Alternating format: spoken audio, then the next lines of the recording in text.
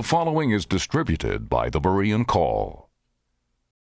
Understanding the Scriptures, the Gospel of Salvation. Again, along with Dave Hunt, here's T.A. McMahon.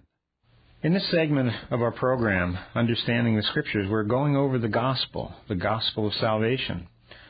And last week we were dealing with the origins of sin.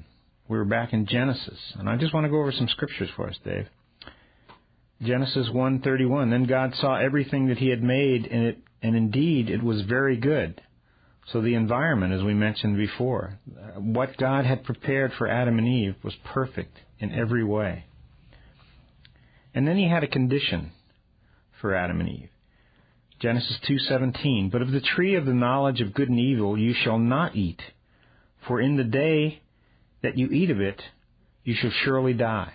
Can I interrupt there just for a second, Tom? Sure. The tree of the knowledge of good and evil, some people think it must have been some kind of a magical tree, a special tree. No, it's, as we try to explain, it could have been an apple, an orange, a pear, a peach, I don't know, anything. It wasn't the tree that was potent and caused them to die. It was that it was forbidden. And it was the sin, it was the act of eating that fruit. Just had to do with obedience. Right, right. And so how did it turn out? Well, Genesis 3:6. So when the woman saw that the tree was good for food, that it was pleasant to the eyes, and a tree desirable to make one wise, she took of its fruit and ate. And she also gave to her husband with her, and he ate. So death entered in, didn't it? Tom, right there you've got the whole thing. I mean, it's so amazing. Genesis 3, Genesis 1, 2, 3 just gives it to you in essence. Mm-hmm. I mean, it's history, but this is how it happened, and you see what was it that motivated her? Well, she didn't have to take self-assertion training. I guarantee you that. She trampled on her commitment to Adam as her husband, to the God who had created her, who had put her in the garden, and who had commanded her not to eat of that tree. This is self-will. Well, it's put like this in the Bible. All that is in the world, the lust of the flesh, the lust of the eye, and the pride of life is not of the Father, but is of the world. Same thing Satan tempted Jesus with in the wilderness. The lust of the flesh, if you're the Son of God, command these stones to be made bread. The lust of the eye took him up on a mountain, showed him all the kings of the world in a moment of time. All of this I will give you if you will bow down and worship me. The pride of life took him on the pinnacle of the temple. Cast yourself off, jump off, and it says he'll give his angels charge over thee to keep thee. And so when the people see the angels catch you and lower you to the ground, and then they'll worship you. So, Well, let's go back over these items. She saw that the fruit was good for food, the lust of the flesh, and that it was pleasant to the eyes. Lust of the eye. Right. And the tree desirable to make one wise. The pride of life. Right. Yeah. So this you see today. You could be like the gods. This is what Satan said. By the way, it's interesting. In Isaiah 14, Lucifer says, I will be like the Most High. Mm-hmm. Of course, it's an impossible dream, as we often say. How many Most Highs can you have? Well, you can obviously only have one. So this was the origin of polytheism. He did away with monotheism, one true God, and now there can be a lot of gods. And he was going to be like the Most High. Now he offers Eve, you read it in the King James, I don't know what other translations say, but to be one of the gods, like the gods. Now there's a lot of gods. And we can add your name to the list too. You can be one of them. And of course, again, this is what we've been talking about, the occult invasion. The whole idea of psychic power. If Satan can show man that he has an infinite potential, then he has proved that he really can be a God, that his promise was true. Right. So in essence, you see the whole thing, the whole modern world today, all of its ambitions are right there. So we have it in heaven, Isaiah 14:14. We have it, that is, you will be as God, be as the Most High. We have the same offer in the Garden of Eden. And then we have it at the end, don't we? Isn't that the lie? That we will believe the lie that they are gods? Yeah. Yeah, so Eve, self was at the heart of it. That's why Jesus, and one of my favorite writers, Andrew Murray, said this is where self had its awful birth. And now self rules and reigns.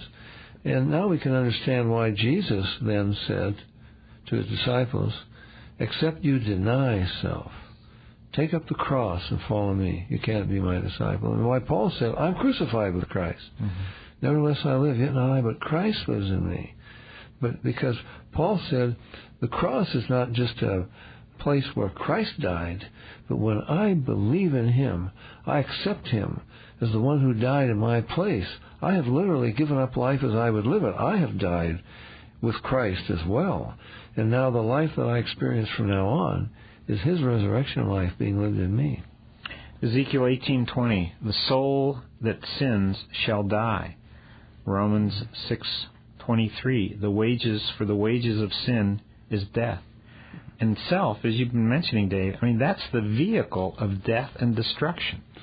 I mean, the idea that we could be gods, who can handle that? It's a problem between husbands and wives, brothers and sisters, parents and children, governments, nations, races, selfishness. I want my way. And until I have abdicated the throne of my life. So we really did become little gods, Right. We got about 5.8 billion little gods running around this world, each one trying to rule over his own little empire. And what one little god wants to do comes in conflict with what other little gods want to do. That's our whole problem. So we're going to have to surrender and give up our claim to godhood, to control over our own lives, to being what we want ourselves to be. And we're going to have to give ourselves back to God and let him be God and obey him. But now you can't just do that. There's a penalty that has to be paid for sin. Even though we want to be reconciled to God, there's a narrow way by which we must come. Well, let's move up to that. But just to go back a little bit, we began, it was very good. We had the good news. Then we had the bad news, sin. Sin entered in, separated mankind from God forever. But in Genesis 3:15, now we have the good news being offered. As some have said, this is the first gospel, the first time the gospel is offered. And I will put enmity between you and the woman, and between your seed and her seed. Now the you is Satan. Right. He shall bruise your head, and you shall bruise his heel. The seed of the woman would bruise the serpent's head. In other words, would do him in. That's a deadly blow. But the serpent would bruise the heel.